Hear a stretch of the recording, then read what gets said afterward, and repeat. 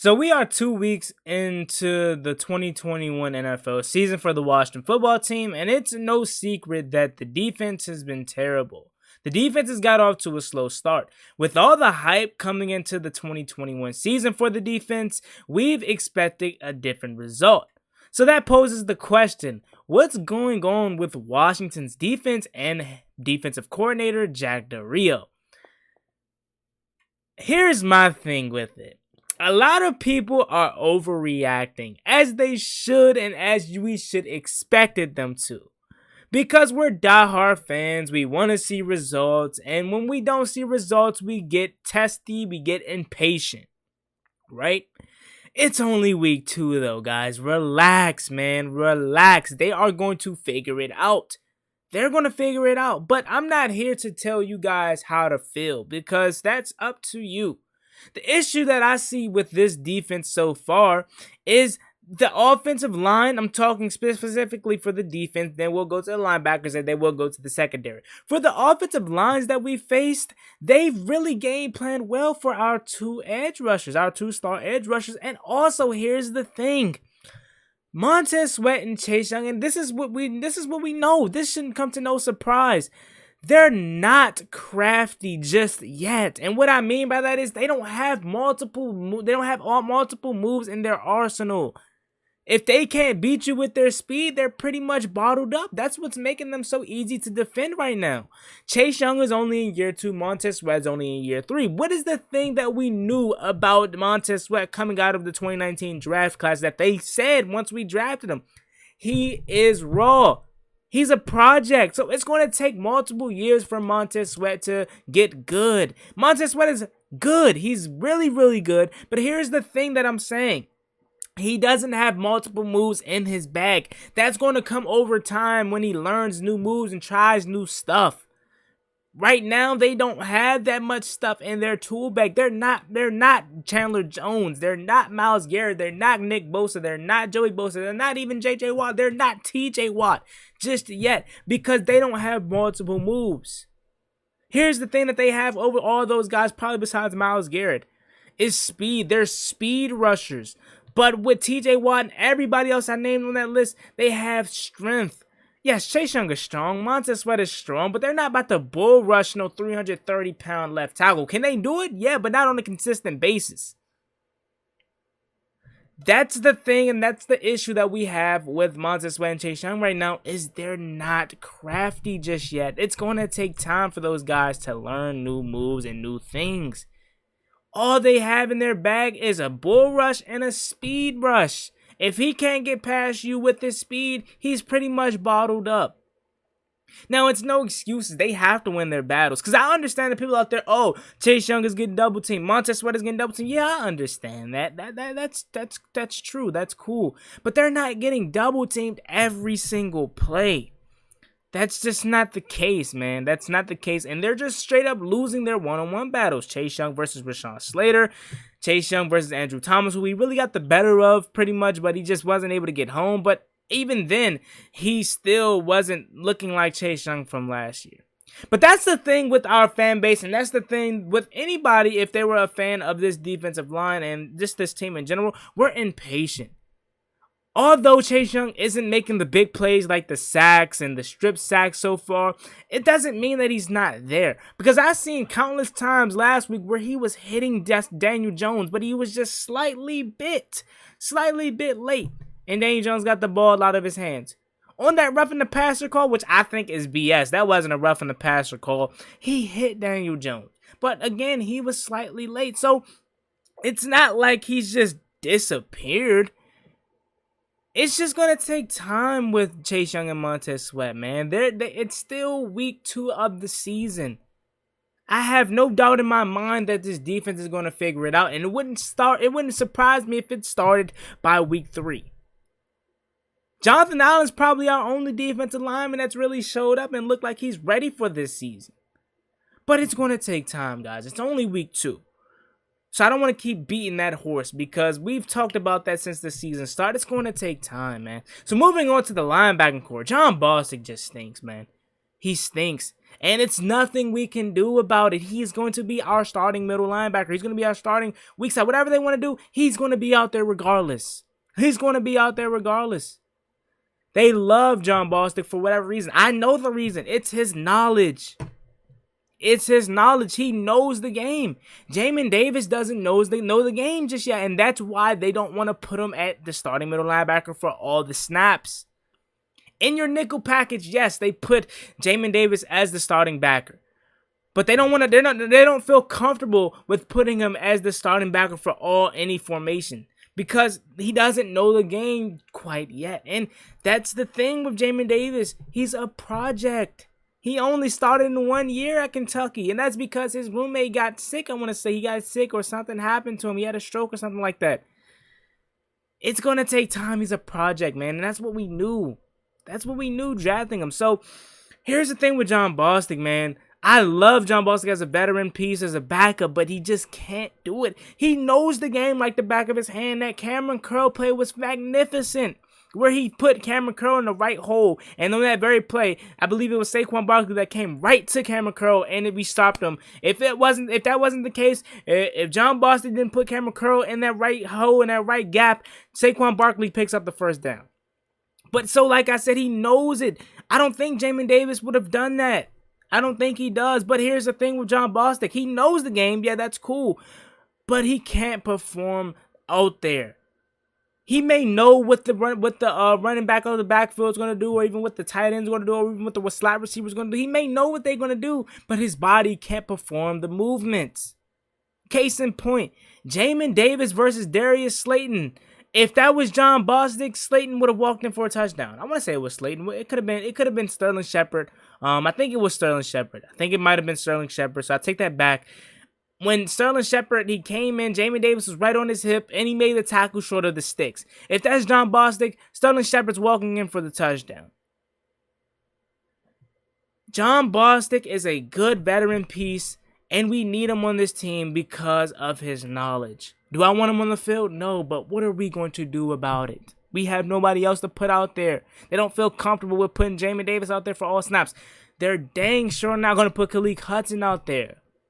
I would love to see Khaleke Hudson out there, but they don't feel comfortable with putting him out there just yet. So once again, it's going to take time, guys. Once Jamin Davis gets more and more comfortable with calling the plays, with being the quarterback of the defense, and they're going to see it in practice and in games, you're going to see more of Jamin Davis and less of Jon Bostic. So it's going to take time once again. Cole Holcomb has been our best linebacker, and he hasn't even been the best. He's been okay, but he's not the Cole that I'm used to seeing, but he's been really solid. You know what I'm saying? So it's going to take time, guys. Just slow your roll.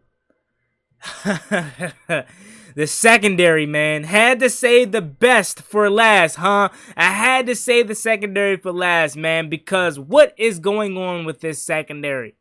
I'll tell you what I think is going on with this secondary, and I'm not even trying to make excuses for the guys. But here's my theory. William Jackson, our new free agent piece. Benjamin St-Juste, our rookie that we just drafted, only playing in the second game. And Kendall Fuller. Kendall Fuller is going back to the slot position, something that he hasn't played since he probably been in Washington the first time. If you look back at his time in Kansas City, they transferred him to a safety. Then, last year, he was our number one outside corner. With William Jackson getting that big contract from us, and he's being our number one corner, and Benjamin St-Juste being our number two outside corner, you're asking Kendall Fuller to go back in the slot, something that he hasn't played in a while, so he has to readjust. It's no doubt in my mind that he gets back to his old form probably by like week 5 or week 6. I'm not trying to make excuses for these guys because they have to go out there and perform. There's no reason why Kendall Fuller should be getting burnt. It's no reason why he should be getting pass interference calls. He has to be better, no question. But these guys have to readjust, that being Kendall Fuller. Benjamin St-Juste, he's a rookie. He has to learn the system. William Jackson came out and said, I don't know if you guys saw the argument that he had with Adam Pac-Man Jones, but he basically came out and said, I have to learn this zone situation. Now, William Jackson has to be better too, don't get me wrong, because it's no reason why he should have got burnt by Darius Slayton. That's straight up just him getting cooked one-on-one. Yeah, he can say bad footwork at the line or whatever. That's just him getting cooked straight up one-on-one. But I have no doubt in my mind that they're going to be better, man. It's only week 2, guys. We have to relax. We have to relax, and I understand you guys' frustration because we're keeping guys we keeping this team in games, i.e. the Chargers, i.e. the Giants, where we had numerous opportunities to put our foot on their necks and in the game, get off the field on third downs, and we're not being able to do that. That's all phases of the defense. That's not just the defensive line. That's not just the linebacking core. That's not just the secondary. Everybody has to do their job, man, and they're not doing it right now. I understand. Trust me, I do. But that's my theory on why I believe this defense is just off to a slow start. It's because they're not ready. Everybody isn't, everybody's still trying to learn this defense, man. That's just my thing. Now, I could be wrong here, and they could just be straight up getting killed, man. But that's my thing. They're just off to a slow start. It happens. It happens. Now, to finish off this video, I want to talk about the safeties and Jack Del Rio. Landon Collins, man, I tried my hardest to buy into the Landon Collins hype, man, but he is not a coveraging safety. When are we going to learn that? On the play where Darius Slayton was being Darius Slayton and he dropped a wide open pass, thank you God he dropped that pass. William Jackson was playing his zone and he thought Landon Collins was going to be over top, but he wasn't. Landon Collins, you have to be there. You have to be there. But that's nothing new to me. Landon Collins isn't a coveraging safety. He's getting killed by tight ends. He can't check running backs out the backfield when he has to. And this is going back to even last year before the injury. But this year, so far, he's still the same Landon Collins, man. But I tried my hardest to buy into the hype. He is a rover. He is a linebacker. He deserves to be in the box, man. He's not a coveraging safety. We need Cameron Curl and Bobby McCain to be over top. And even those guys haven't been the best. Let's just be honest. Even they haven't been the best. But they need to be over top. Landon Collins does not need to be over top. I know he's still going to be. But he does not deserve to be over top, man. He can't cover. This is nothing new, though, guys. We knew this. Bobby McCain has been really solid, in my opinion. He hasn't been the best, but he's been really solid. And I could see the potential there once these guys all learn Jack Del Rio's scheme. But once again, it's going to take time. We have to get off the field on third down, man. Because if we don't, Buffalo is going to shred us to pieces if we're not better. Not only if we're not better on third downs, but if we're not better overall, man.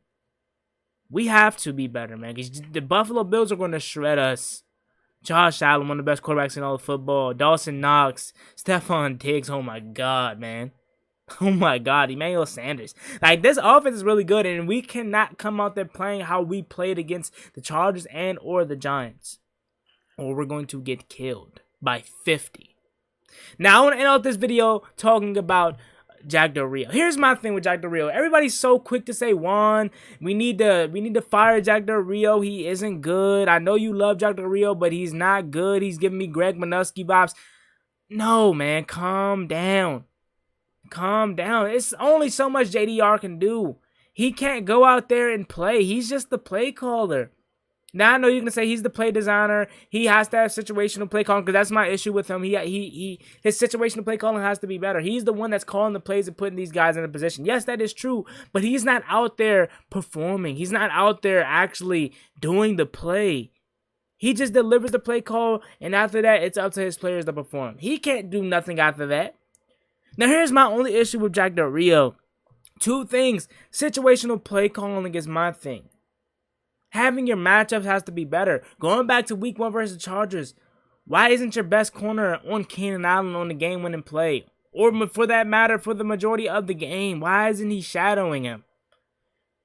Week 2, and this is even in week 1 also, but this is my second thing. Not only is situational play calling a big issue with me and Jack Del Rio that I have, it's him playing these soft zones. On 3rd and 10, 3rd and 7, I understand you don't want to get beat over top. You don't want to get beat over top because we've seen case in point what happened. William Jackson, Kendall Fuller, countless times getting beat over top if you don't back off. I understand that, but you're backing off so far. You're surrendering about 7 yards before they even come in contact with the receiver. Why are we playing so soft on third downs? Get up in the man's chest. Allow the cornerbacks to use his hands. Allow them to slow them down when the wide receiver's trying to get into his route. You cannot surrender 7 yards against these NFL receivers, because what's going to happen? Our cornerback's going to try to come down, make a tackle, and either a breaking off tackle can happen, or he can break the tackle and he can run for more, or even they can set him up in a 4th and short and they can possibly go for it. You know what I'm saying? We cannot continue to play. So I know it's going to continue to happen. Who am I? I'm just a fan ranting, but this cannot happen, man. You cannot play soft zone. I understand, once again, you're trying not to get beat over top. You're trying to defend the deep ball, but you're surrendering so much yards underneath, man. Lastly, we're getting killed by tight ends, but this isn't nothing new. This isn't a Jack Del Rio issue when it comes to getting killed by tight ends. Jack Del Rio, not Jack Del Rio, I'm sorry. Week 1, Jared Cook killed us. Week 2, Kyle Rudolph, he didn't kill us, but he had some big blows. This isn't an issue with Jack Del Rio. This has been a thing since Joe Barry. This has been an issue since him. This was an issue with Greg Minuski, and now it's an issue with Jack Del Rio. So it's not a Jack Del Rio issue. It's just something about us not covering tight ends. I don't know. It's going to drive me insane. Yeah, man, there you have it. It's me, your boy Juan Gotti. Like, comment, subscribe. Help to watch the football team. Let me know what you guys think the issue is with Jack Del Rio and this defense. As always, it's me, your boy Juan Gotti. Like, comment, subscribe. Help to watch the football team. I'm out. Peace. Cross me one time, that's gonna get you popped. Get you popped. Get you